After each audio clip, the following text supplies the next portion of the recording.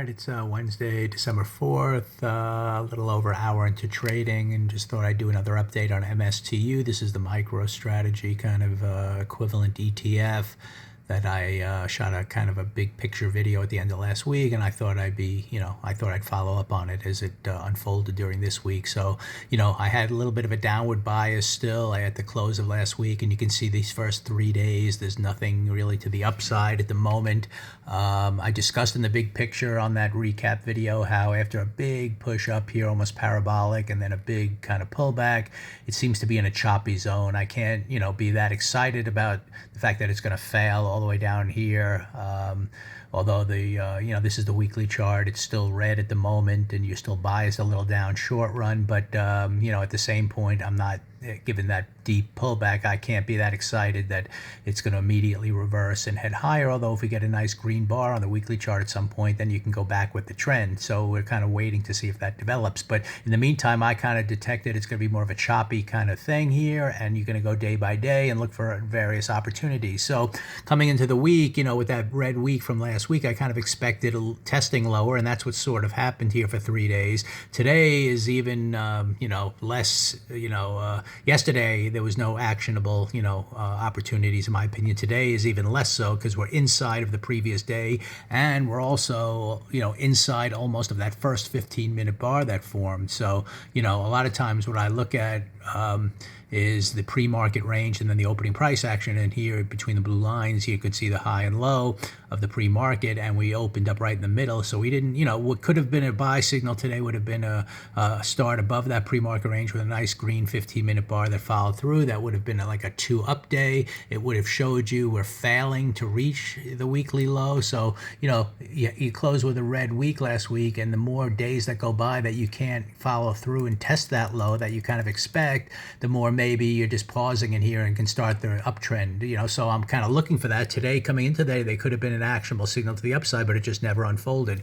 And actually, we're inside of yesterday, and we're not even breaking out above or below the first bar, low or high. So, that's kind of the signal I was looking for. If you would have developed the other things I'm looking for in this choppy environment is some kind of failure that then can go the other way. So, to me, if we come down, I see a pivot here. If we can take that out and not follow through, that could be a good buy back to the upside on a 2-up kind of day. So if we ever get down there and then fail and then comes back up, that would be something interesting. I could see inside bars like this one that kind of go up and then fail. That means we're coming back through that bar. So if we get some kind of signal like that developing, we'll look for a failure. So, in this choppy environment, it's tricky to go with the trends that develop unless it's a kind of a resumption of this uptrend. But, you're almost looking for different day-to-day kind of opportunities. And so far for the first 3 days, I haven't seen I was anticipating lower. I think there was a good sell opportunity on Monday. Yesterday, I described how there was nothing. And today, I don't see anything at all. So it's a kind of a wait and see. And I just thought I'd follow through.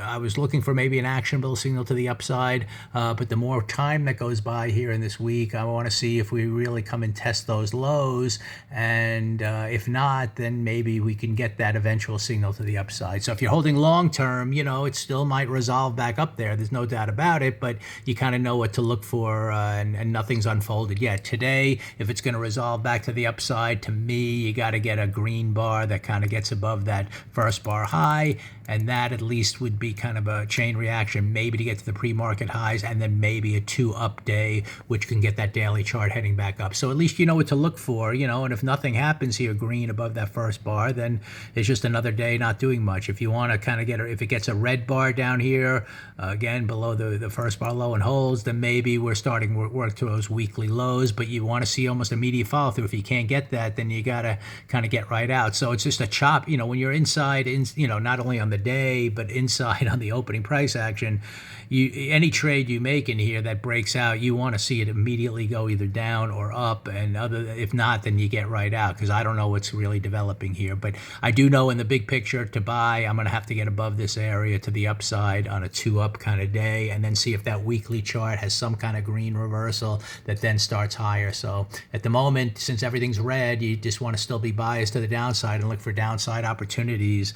in the very short run. But, you got to be careful with those as well, just given the strong uptrend and the fact that it's not really following through strongly. But, who knows? Maybe we came down here for a while, we're going sideways, and there's going to be a whole nother push down. But in the big picture, I still, I guess I'd rather buy it if something, fails to the downside. So that's my analysis. Still biased to the downside. Nothing has developed here to change that at the moment, and we'll just see how things go for the rest of the week.